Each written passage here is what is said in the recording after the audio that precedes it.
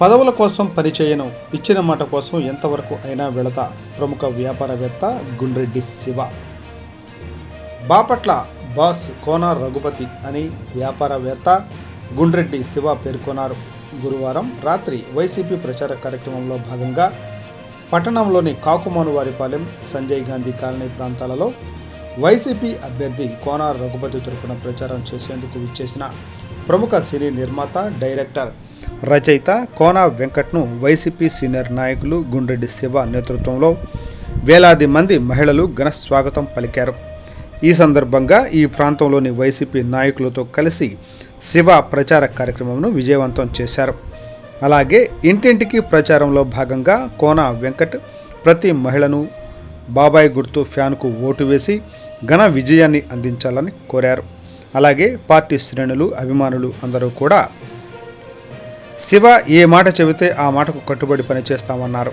అదేవిధంగా బాపట్లలో జరిగిన అభివృద్ధి, జరగబోయే అభివృద్ధిని దృష్టిలో ఉంచుకొని వైసీపీకి పట్టం కడతాం అని అన్నారు.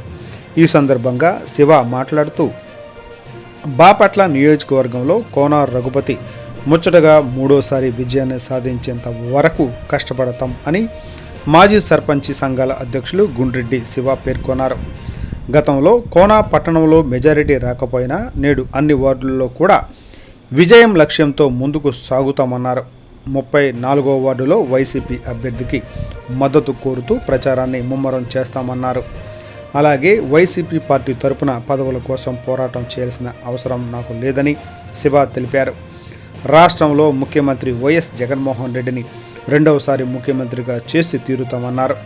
అదేవిధంగా బాపట్ల నియోజకవర్గంలో కోన రఘుపతి చేసిన అభివృద్ధి కార్యక్రమాలు అమలు తీరును పరిశీలించాల్సిందిగా ప్రజలను కోరారు.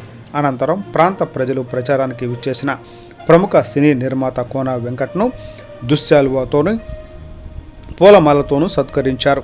ఈ కార్యక్రమంలో వైసీపీ పట్టణ పార్టీ అధ్యక్షులు కాగిత సుధీర్ బాబు, ప్రచార కార్యదర్శి చింతల రాజశేఖర్, రంగారావు, వార్డు ఇన్ఛార్జి పద్మ, నర్రా వెంకట్రావు, మాజీ మున్సిపల్ కౌన్సిలర్ సయ్యద్ పీర్, జోగి రాజా, గోపి శ్రీనివాస్, మనోహర్ తదితరులు పాల్గొన్నారు.